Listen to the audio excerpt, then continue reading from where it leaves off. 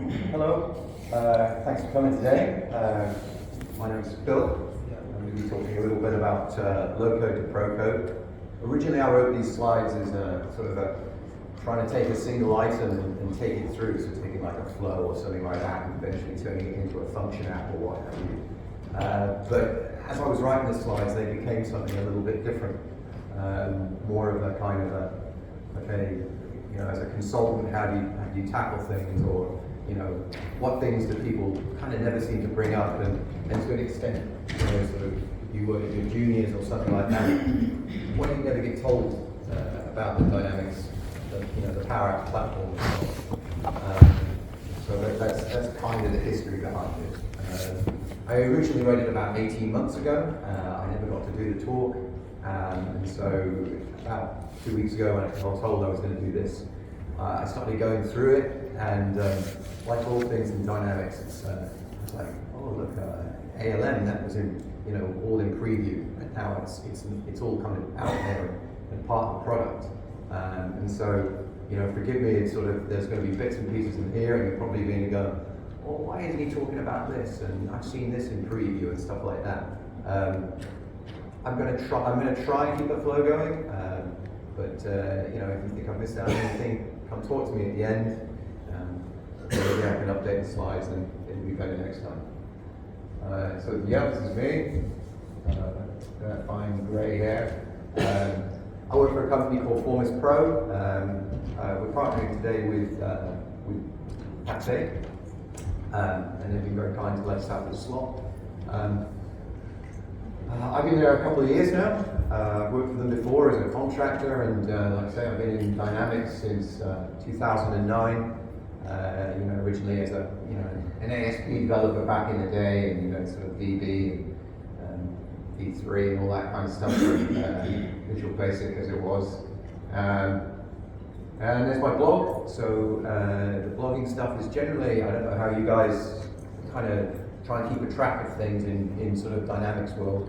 Again, it's this constantly moving feast, right? You turn your back or you go along and you read a blog and you're like, oh my goodness, there's something new. So generally what my plan is normally with the blog is just to blog stuff when I can't find the answer myself or find it easily or quickly enough. So if you go through my blog, you'll see bits and pieces where there's nothing happening for 6 months, and then I'll have bumped into 2 or 3 things, or I'll have hit a number of roadblocks, and I think to myself, how am I going to remember this next time I have to deal with a custom connector or what have you? And that's where my blog's going to be. Quick show of hands, how many people consider themselves a beginner, Power Platform people, and how many are more intermediate? I think they're a bit more advanced. And how many are gurus? Good. So I was going to tell you to get out. This is definitely certainly early stuff and the beginner side of stuff, and hopefully we build on that, and you'll see how it goes. So we start with solving problems, which is obviously what we do, right? So this picture here, there was going to be a trigger warning at the beginning that there's no Copilot in here. The only thing Copilot's given me for this talk is that picture. So when we're solving problems, it always takes me back to a joke I got told a long time ago, and I've even told in a couple of interviews as well.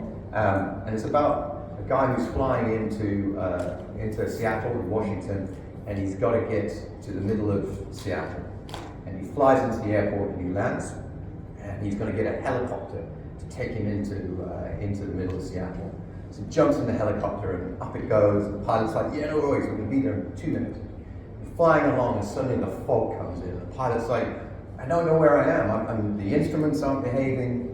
And the businessman is like, we've got to work out where we are. I've got this meeting to go to. The pilot says, I've got an idea. Make up a sign saying, where are we?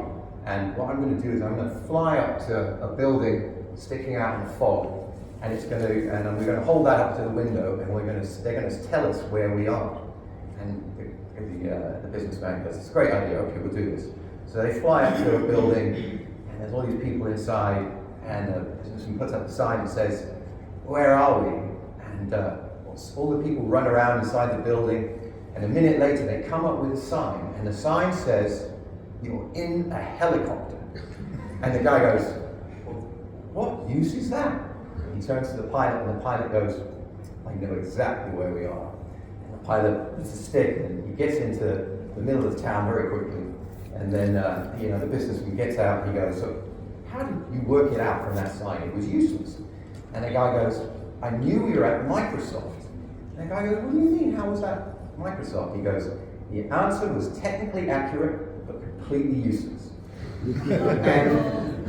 And sometimes, I think Microsoft documentation has gotten a lot better over the years. I mean, it used to be awful, and we used to get them on CDs and stuff, and you have to be working it out. And I think, along with the community and everything around the Power Platform, it's become much easier to work out how things go together. Sort of previews used to be these things that, very few people get a hold of, and so when they finally appeared, you have no idea. Sort of as you go from, being a beginner and working up, a lot of the time you're going to find documentation that reads a little bit like you're in a helicopter. And what you need to do is, pick up from what you already know and apply it to that, and hopefully that gets to take you forwards. And that's what this is about, really. It's about picking up what you know at the moment, which might not be much. You don't know what you don't know, and we're going to see whether or not you can steal ideas from sort of old hands and stuff, and maybe help you take it forward. So we're going to talk a little bit about environments, releases, a bit about continuous integration, and then I'm going to move on to a little bit more about control, looking at how you might put together a flow, talking a little bit about patterns and stuff within a flow, the various feature use and things like that. Other things on here, office groups, whether or not you choose to use DevOps and things like that, and how you might bring that into your practice. But the stuff at the bottom there, I think is, as I was writing this originally, like I mentioned, it was all about taking this piece of code forwards and doing stuff with it. But it soon kind of dawned on me that really, what our process is as Power Platform consultants or developers or whatever you are, most of the time is actually all about trying to apply structure and control and process to what we do. I've seen plenty of examples of customers who, they release one unmanaged layer, then they'll release a managed layer, and there'll be sort of different schemas on it all, and it comes across as a muddle. And then you ask them, okay, well, how are you doing this? And we export this from this, and then we do this, and there's process there, but there's not much control. And so, it's those kind of organizations that then suddenly they hit a roadblock and they go, "Oh no, I can't do this." And it's like, well, let's take a step back. Let's look at how you approach the problem. And if you build it up and you put in structure control, and ultimately you end up having to do a lot of communication. And I know, you come from an IT background a lot of the time, or a technical background, you kind of like, documentation is boring. I need to get on, and my project manager's on my back, and I need to get this out the door. You need to roll that into your process. So even if you're in a situation where you're being sat on by 25 project managers, you've still got to bake this into your practice, because otherwise, eventually, it's going to bite you. So there's two sides of it. I was very proud of making a little animation there. If you want to applaud, feel free. But we're developers, but there's also the operational side. And I think a lot of the training and stuff that I see is all about people talking about development. And yet most of the time, once you release something out into the wild, you've got to worry not just about the development side, that's great, but you've got to worry about all the operational stuff. And so what do I mean by that? It's all about, how you release it, how all the artifacts you've got, how you choose then to move that into production environments. Do any of you release software on a Friday afternoon? Do you? You're great, man. I try never to do anything on a Friday afternoon, I'll be honest with you. Are we recording this? Yes. Oh. No, I work really hard on a Friday afternoon. But in all seriousness, sort of these situations where you don't want to land yourself in, right? What we do is hard enough as it already is. So what this is about a little bit, and just sort of more generally is, don't make your life any harder than it needs to be. You can come across, you can start to make things complicated. But if you don't build up from the bottom of the pyramid, then it gets very wobbly very quickly and stuff starts to fall over. So we're starting with environments. So why do we want lots of different environments? Well, they're not very well named anyway, but it was just a screenshot from sort of where we are at Formus. And this isn't the client stuff, unfortunately. But the client environments generally, we have development. We all do our unmanaged stuff, and then we try and move things through into a UAT environment, where we're going to do some managed work, and then we're going to promote that stuff up into production. I'll talk more about that in a second. We do more than one thing at a time. So if you've got different environments, you can try out different ideas. It's a nice, it's called sandbox for a reason, right? You can do what you want in it. If any of your little kids probably do whatever you don't want them to do in it, or pets. But that's fine, right? It's sandbox. If it gets into a mess, don't worry about it. Go back to an earlier backup or whatever, go again. Make it safe for yourself. Again, don't make it difficult for yourself. Oops, I didn't want to go that one. Trial features. Like I say, there's so much new stuff coming down the pipeline at you, no pun intended, and it's, where are you going to look at it?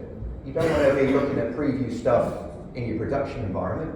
What if it all goes wrong and it breaks stuff? Again, make life easy for yourself, buy yourself a little sandbox and you're good to go. Test your release. I'm going to talk more about moving from environment to environment, and as we do that, we're going to, you test your release into production, because that's the goal, right? Get it into production, get it out the door, get your application users happy, get them using the software. So as you do stuff, sometimes software releases, if it's made up of lots of different components, if it goes wrong, if you're releasing it into production, and you're doing it on Friday afternoon, like my friend over there, then, oh my goodness, you suddenly got to worry about what you're doing on a Friday afternoon. Do I fix this? If you've done it into UAT on a Friday afternoon, it's no big deal. No one's getting upset. You might have a test manager go, oh, you haven't tested. Well, don't worry about it. There's Monday, okay? So it's about, what we're trying to do here is make our life easier, make our life safe. Don't impact the user, talked about that, and free most of the time. There used to be a point in history where the licensing was, kind of done per environment, but a lot of the time these days, you can spin up environments at no cost. There's a star next to it. I'm not going to go through licensing there. So here we are, we've got happy users, and they're doing stuff, and there's our developer, he's got a lovely haircut. And they're all happy, just like they were last night down at the beach. Hopefully we'll survive that. But suddenly our developer goes, I've got a great idea, I'm going to try something. And suddenly he sets fire to the development environment, and it doesn't work, and business processes stop and everything else. So don't let yourself be in this situation. Sort of make sure that what you actually want to do, at the very least, is have a separate environment for users to do their dancing in. Okay?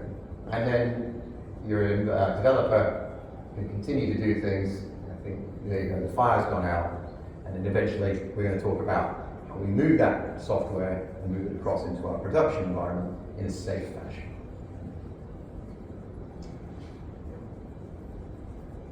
So here we are. There are a lot more dancing users in production. We've got a few test users in our test environment, and we've got a friend, us basically, a developer, down in working in a development environment. And what we're going to do is we want to move software across. So I'm going to talk a bit in a moment about what is a solution. Most of you probably know that anyway, but we're just going to briefly go through it. Whilst the arrow goes, obviously, development through to production, The lower arrows are probably more important, and something I'll bang on a little bit about. Is we'll see that the arrow there goes from development through to test, and then the same arrow goes from development through to production. And you're like, hang on, Phil, why would I release development in production? It's not actually what the slide is saying. What I'm actually saying is that the solution that you produce in your development environment is the one that goes into your test environment, and it's the very same one, the same set of artifacts, which is basically whatever your solution is made up of. It might be, there's other bits and pieces in it, that also goes to production. And that's really, really important. You see a lot of clients where they're doing this stuff themselves and they go, yeah, we don't really know Dynamics, and we do a release from UAT into production, and I've done an export from there, and I've got a zip file on this machine, and I've got Dave's done a release into UAT, and he's got the zip file on that machine. That leads to trouble. We're going to talk about that in a bit. A quick word about the default environment. When I started Dynamics, it was all on-premise, and we used to get the disks through the post, and very excited about getting service packs through and things like that. Installing across multiple servers, setting up server principal names, and all this kind of carry on. Thank goodness we don't have to do that anymore. But we do get this weird thing called the default environment instead. It's a strange thing. You can't really keep people out of it. That is to say that everyone gets to be a maker. What you can do is that you can turn it into a managed environment. And a managed environment is a relatively new thing in Power Apps land, and it's a means of putting a lot more control over an environment. I wish I kind of put a slide together on it, but there's a lot of good blogs out there on it, and I think it's really important. I'd almost argue there is no point in having an environment if it wasn't managed. You get emails through saying what are your your best flows are going on, what's going on in your environment, all this kind of great stuff, which you just don't get in a standard environment. Why wouldn't you want that stuff? And the great thing is, the only thing that really separates it is the license that you have to have in order to get access to a managed environment. But most of the time, you want your user's license anyway, so it kind of works.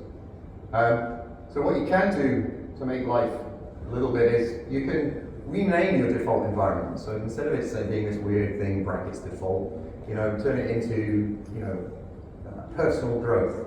Please contact IT before using this. And it starts to put up a certain amount of gateways before people just kind of jump in and play with it. It might be that it's worth looking at the Center of Excellence. That's worth Googling as well.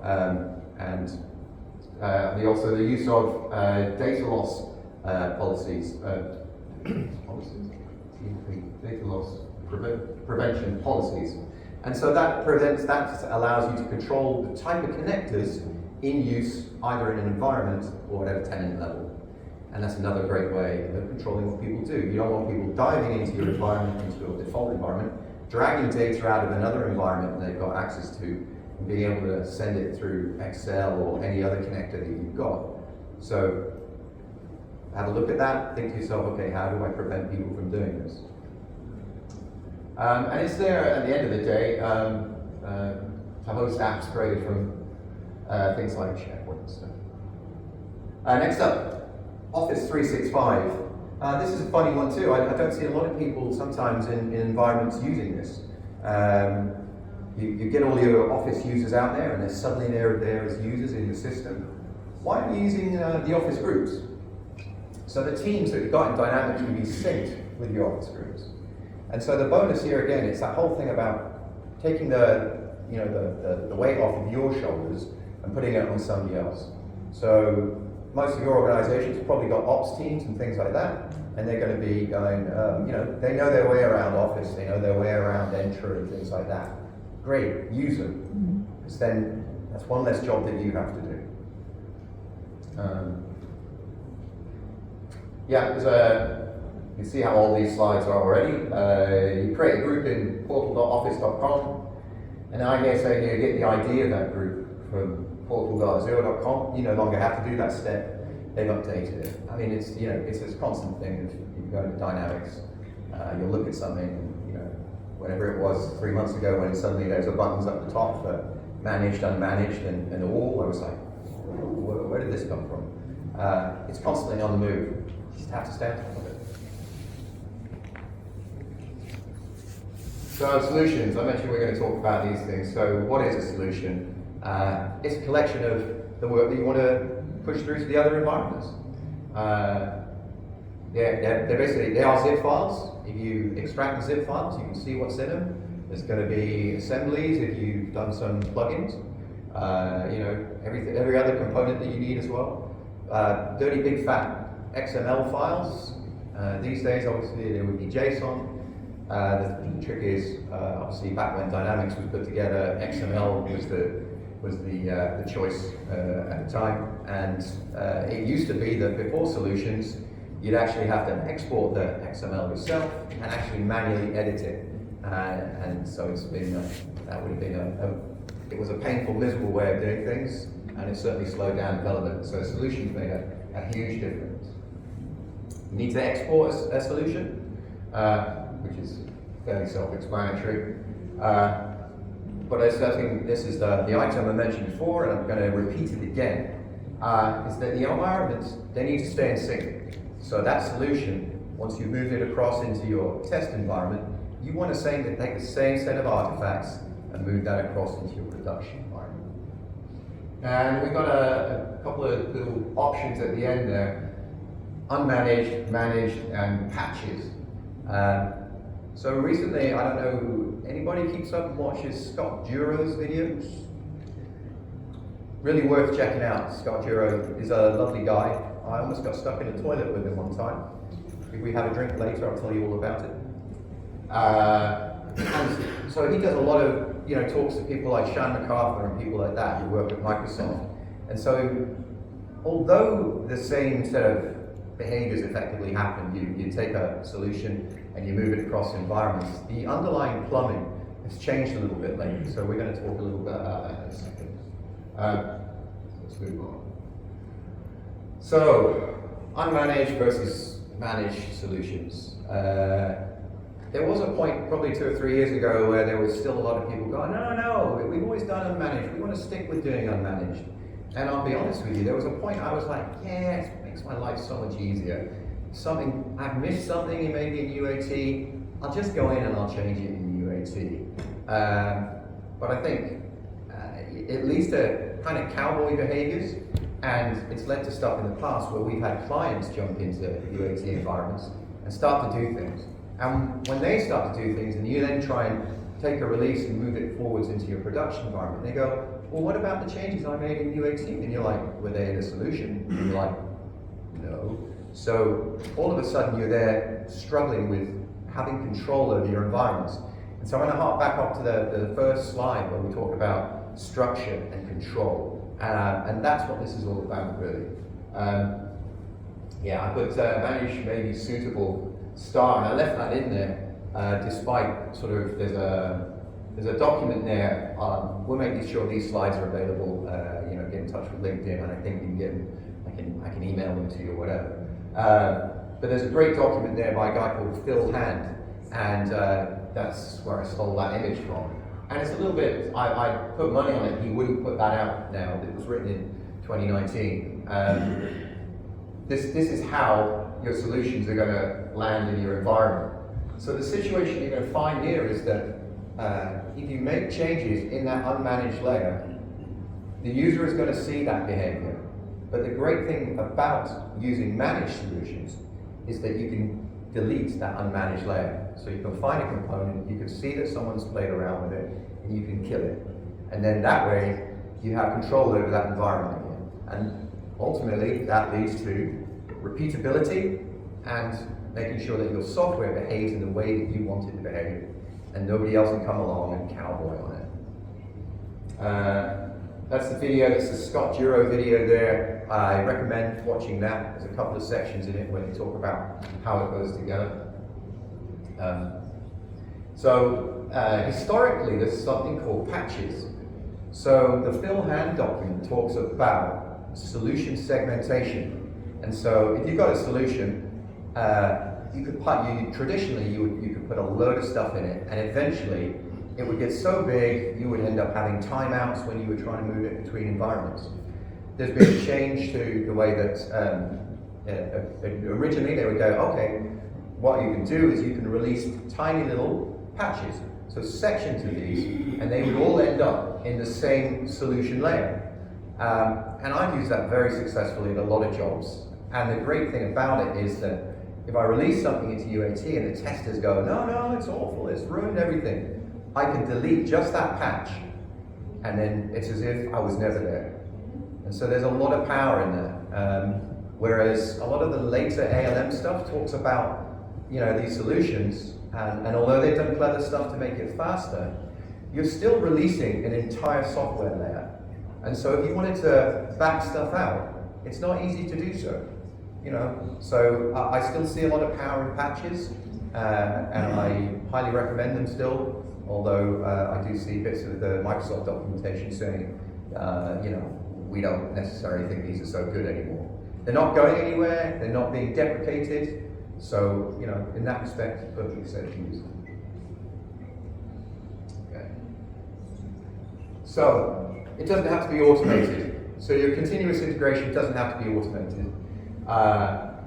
There we go. So it was going to be about keep environments in sync and keep environments in sync twice. So important I say it twice. It was either going to be a Fight Club reference or a Red Dwarf reference. Does anybody know Red Dwarf? Yeah, mucho. Yeah. Who would prefer the Fight Club reference?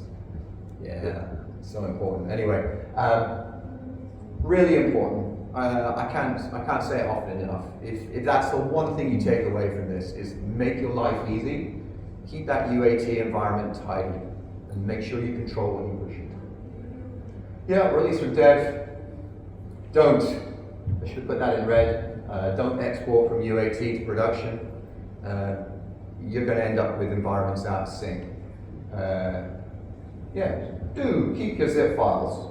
So if you don't have DevOps, or you've not looked at the ALM accelerator as it was, I can't remember what it's called now.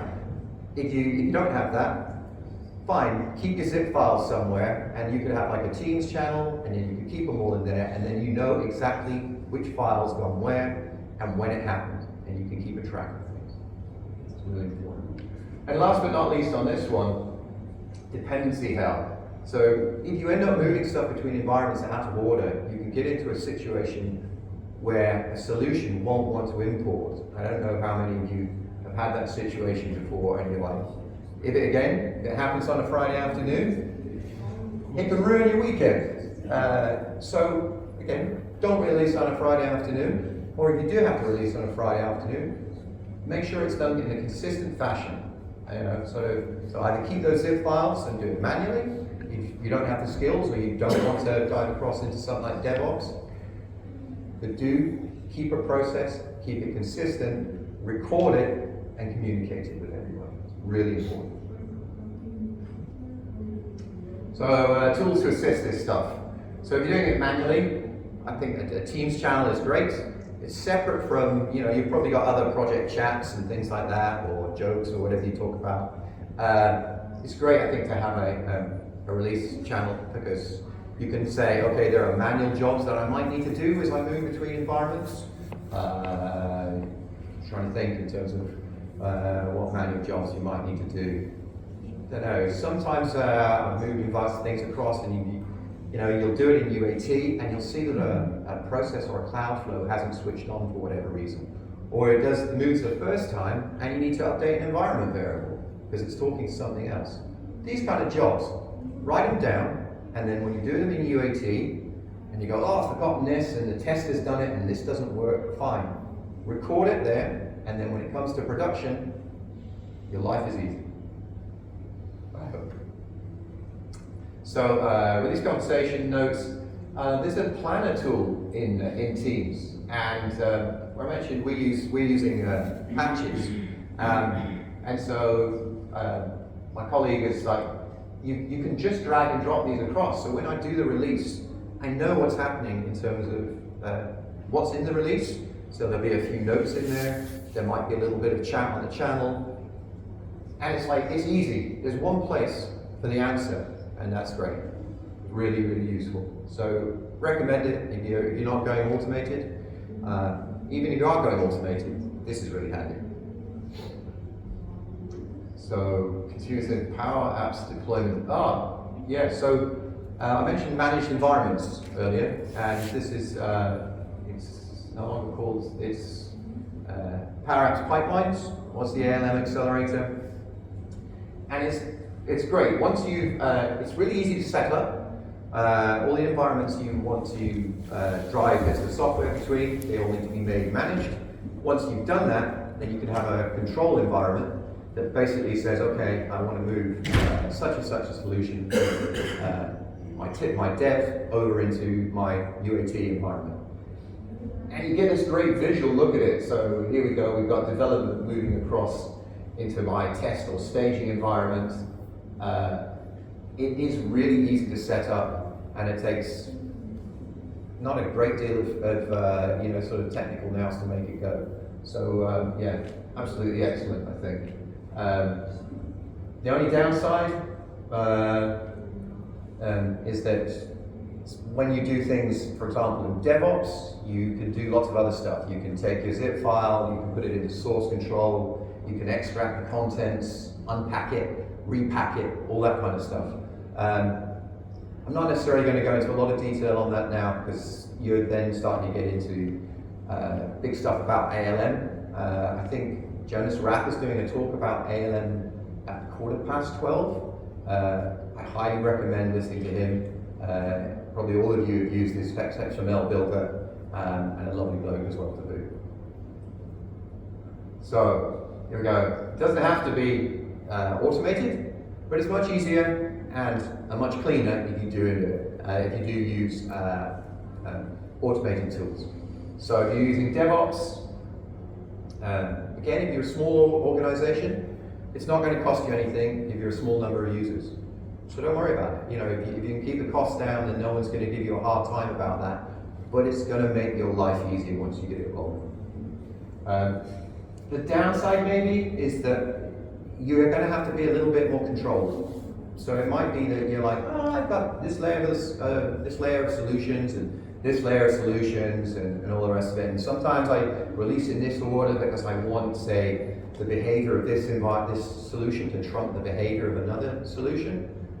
That's fine, but once you start automating it, then it's going to have to become a lot more controlled. The great thing about it is that, again, this keeps a hold of all your zips files, and all of a sudden all this stuff where you're like worrying about where the source of a solution is, it's all in control. It's all there. This is artifacts within the environment, within the DevOps tool, and it's very easy to drive around. Yeah, and at the end of the day, it's all about repeatability.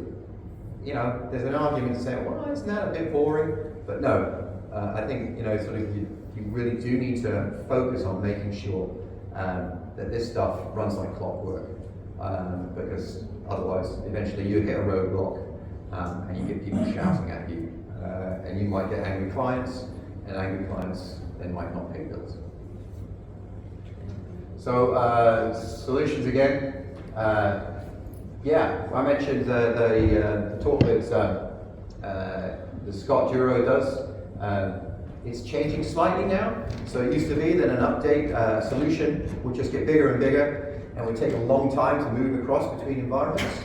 The update messages now, what happens is they keep a copy of the old one, and they compare directly with your new one, and as you move your file across environments, what happens is it picks out the differences, and it runs a lot quicker. So there's an argument to say, okay, great, maybe instead of using patches, which was a means of, you know, reducing the size of that solution, goes away. But I still think patches, depending on your customer, depending on how you want to behave with that customer, still make a lot of sense. Solution boundaries. So there was originally sort of, it was about 10 years ago, there was a lot of talk about, okay, you're starting to use managed solutions, and you have 3 or 4 solutions on the go. How do you separate them out? You put all of your entities in one solution, and then you release those. Do you put all of your workflows in another solution? And obviously you need to make sure that you release them in the right order. Or do you release them by function? I tend to favor the latter because it suits the way that I do development and the way I control the developers. And the great thing about continuous integration is you can unpack your solution and you can force it then into source control. And then if you want to see the difference between what you did at one point and what you did at another point, once it's in source control, you can do a comparison. And you know, if you like reading XML files, then that's part of the thing. If you're doing stuff with a lot of plugins, it might be that you actually unpack a solution, you take the stuff out of source control, you build it, and then you repack your solution with the code out of source control. Great, another way of controlling it all. It starts to get a bit more heavy at that point, at which point you probably need people who are working exclusively on the whole release process with you. So yeah, source control and history. So I think, how do we write our code? So I wrote this originally, I think I've just been given a 4K version of the Matrix, which looks amazing on a big OLED, by the way. You know, you can tie yourself in knots if you miss out on these items. It's worth thinking about, okay, when I write my code, how am I going to move it across into the next environment? So be aware of connection references and how you're going to create those when you move those across. You know, I mentioned it in terms of the chat. That's one of those manual release jobs that you might have to do. Go across, okay, I need to configure it, I'll need to add in whatever the API codes or whatever, or URLs for whatever integration you might or might not have built within your solution. And GUIDs, that's been less of an issue with a lot of the latest releases. There was a point where, especially when you would move workflows across and you'd be checking teams and things like that. Of course, once a team's created in another environment, it gets a different GUID. So there used to be a point in history where I'd always make sure that my team, I'd create them in dev, and then I would use something like XRM Toolbox to move them across environments and make sure they all had the same GUID, and then I knew my workflow would behave. More often than not, what I do these days is I end up referencing stuff by name in order to keep my life easy. Here we go. Oh, that was good. Yeah, again, I had just watched The Matrix, so I was very excited about it being on 4K. This is an actual Power Automate flow from one of our clients. We didn't write it, because I think it drop-kicked the dev who did it, because it's just absolutely unreadable, uneditable garbage. You know, I could zoom in probably another 10 times and it would still be barely readable. You know, again, this is our whole thing. Don't make your life difficult. If you start writing flows like this, if it gets to more than a page, have a word with yourself and think, okay, what am I doing here? And I think a lot of this often stems from when you start writing flows, it's very easy to go, oh yeah, I'm dragging and I'm dropping and it's building up and it's building up and it's building up. And before you know what's going on, you've got this big long flow. Take a step back before you start building anything or designing anything in Dynamics. You know, think about your data model. Don't just start throwing stuff in there. It's really easy to go, well, it's LoCode, so it doesn't matter. But that's really not the case. You know, if you have to look at this in another 9 months' time, you're never going to understand what it is. So make sure that you approach it in a different way. And if that means taking on code or something like that, or hiring somebody else to help you with code, that's fine. But the alternative is take a step back at the beginning, because that's when it's going to save you most time. You know, it might take you a little bit longer because you're thinking, I'm going to need maybe a child flow in there to do some of this work. Great, sit down with a pen and paper or a notepad or whatever you do and design it first and think about it. Because by the time you've got to this and it's into production, you're going to be in trouble. So how do we write our code? So yeah, again, LoCode doesn't mean it just has to be rubbish.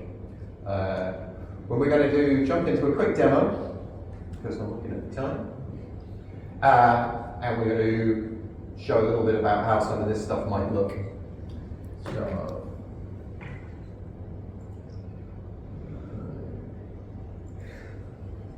and the slideshow for a second.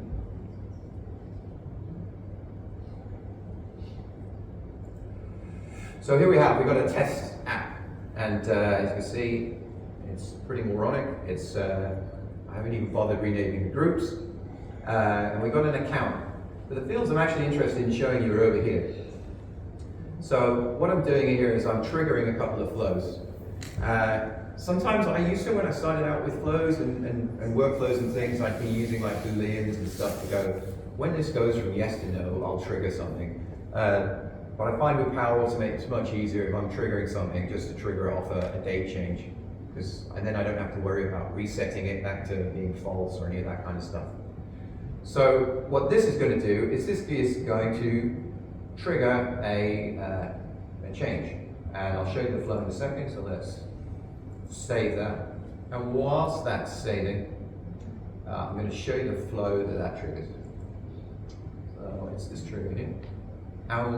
There we go, so there's our row being added or modified. I initialize a variable. Look, there's a comment in there, happy days. I wait for 15 seconds because it's just a demo, it's not doing anything. But what I do have is if I've got the actual working part of the flow is covered in something called scope. And when you start doing development, things like that, you get introduced to things like try catch. And you know, when you get introduced to LoCode, people are like, oh no, it just kind of does this. You can use these kind of patterns, and they're really, really powerful because what you can then do, this is here, I've made it go bang, it's very technical. It's quite a useful one really. If you're doing, you know, ordinarily if something goes bang, say you're talking to an API and it gives you back a 500, that's fine. If you do some testing of data, and for example, you've not got enough stock on the shelf to do something, how do you trigger an error? And this is, you know, a nice little idea that I can set a Boolean to null, and I know that that's going to make an exception happen. And then I can catch. So this is really important. It's to configure the run after, and what we do here is, what I'm going to do is the catch is only going to happen if the scope prior to it, or whichever step I've got, has blown up. And then allows me, because then what I do is I actually record that into Dynamics. So your Power Apps, your flow is going to disappear after 30 days. So if you're having a conversation with Microsoft support, and they don't get in touch with you for 3 weeks, and they go, can you send me the flow logs? And you go to it, and then they disappear whilst they're doing it, and then the error, for whatever reason, doesn't come back, and it's a pain. So, but what you can do is you can actually record some of this information. So I find this is a really handy pattern. So if any of you have done kind of old school Dynamics where you had workflows or processes as they were called, they would trigger from environments, and then you could see the background processes. And this kind of recreates that in a way, and I'll show you that in a second. So it's gone bang, I've caught the error, I've recorded the error, and then there's a section here that it's never going to fall into, so I've said that in that statement. So let's see what that actually did to my account. So just refresh that. And I've got a tiny little bit of code in there, so a little bit of JavaScript on the page. It says something's gone pop. And so if I want to know what's gone wrong, I can go look at my sync processes, and we can see here that from this account we can see that there's been a problem. So that's really neat. One of the things I also do in here is I record the flow URL. So instead of having to go into Power Automate and think to myself, oh God, which one was it? And I'll show you some of that. The reason behind this is quite useful. If I click on that link, it'll take me through to Power Automate, and then I can see, very quickly, I can see what's gone wrong. And this harks back to the whole thing about development and operational stuff. You write stuff, you stick it out the door, but you have to, at the end of the day, you've got to take care of this. And if you don't take care of it, or write it in such a way, thinking in advance about this stuff, then something blows up. And if you have to go through and look at flows, and then sort of go through all of them and go, oh, this one's errored, and what record was it looking at? And then it was looked at this account here, and then I've got it. Then suddenly the support processes take forever. Whereas if you spend a bit of time up front putting together a pattern like this, then when you have errors, you can just go straight to the flow, and 9 times out of the 10, you can catch the reason for it very, very quickly. So very, very powerful. So it's midday. I will cut that a little bit short, and we will go back to this. So how do you write your code? So when you start out, you pick your connectors and you just wire stuff up, and it's all good. As you get to learn stuff, it's like, okay, do I send an email just through the Outlook connector? Do I actually want to send an email and make sure it's linked and synced in Dynamics? So you do that, a little bit more work involved, and it takes a little bit more knowledge. As it goes through, maybe you need to use an email from a template. So there's a little bit more work involved in there. It comes to a point where these email templates become unwieldy. Start using something like .corpack. They're downstairs. Go and have a look at their stuff. It's really, really good. You can do email templates, document templates, and I think it's tremendous value for money. I always try and push it on clients whenever I can. Or you could start going into the big boy stuff, marketing systems. They're built to send thousands of emails. The marketing system you use is the same one that Microsoft used to send out emails to all the Xbox nerds. And so again, really, really powerful. So get to learn what kind of scale you want to play at, and it might be that you think to yourself, oh, I've got to know too much there. That's fine. Dynamics Power Apps is this vast beast these days. You're never going to know it all. Don't worry about it. Pick what you can, bite what you can, and make sure your life's straightforward. I'm looking at time as well. I apologize. Almost last but not least, the D word. So I mentioned making your life easy, recording as you go. It starts to build up some documentation. That's the D word. The C word is something different. Copilot, that's the C word. So a lot of people go, I don't need to document stuff. It's self-documenting, right? The flow, it's a picture and it's boxes, and so, what would my documentation do? Your documentation just needs to give intention, because that's what's important. Anyone can write code. A lot of people can write code. But the intention behind it is what is important. Even if it's just 3 lines in a document says, I want this flow to do this, and why I want to do it. Not what it's doing, because that's what your flow shows you. It shows you what you're doing. But the why behind it is really, really important. And that's the kind of stuff you need to be thinking about documenting. I'm not a big fan of having to document stuff myself, but it's really, really important. I know that in 6 months' time, if I go back to a system and I haven't written anything about what the intention behind it was, I'm going to scratch my head and go, why did I do it this way? And it's that why? Why? And always, last but not least, there maybe, I always say to the guys, Friday afternoon they've done some development. I go, you got any documentation on this? And they'll go, no, not really. I go, what happens if you get hit by a bus this weekend? And they're like, well, Phil, you're a barrel of laughs. And it's done semi-jokingly, but it's like, it's fine. You need to think, what would I need to know if I had to pick this stuff up from scratch? And again, those are the kind of things that should be driving your documentation. Okay, wrapping up finally. This is sliding scales. We started out on the bottom with environments, and we've moved up into, you can do manual releases, and then we've got the ideas about documentation, and then moving towards something like automated releases. And that's, everyone's running away now. And that's kind of, you can pick and choose. Don't think that I must do all of this, and it has to be amazing. Pick it up as you go. Realize the value behind it. Don't just kind of think to yourself, I have to do this because I saw a great blog. Think to yourself, why do they do it that way? I teach advanced motorcycle riding, and one of the things we do is, it's all about the thinking rider.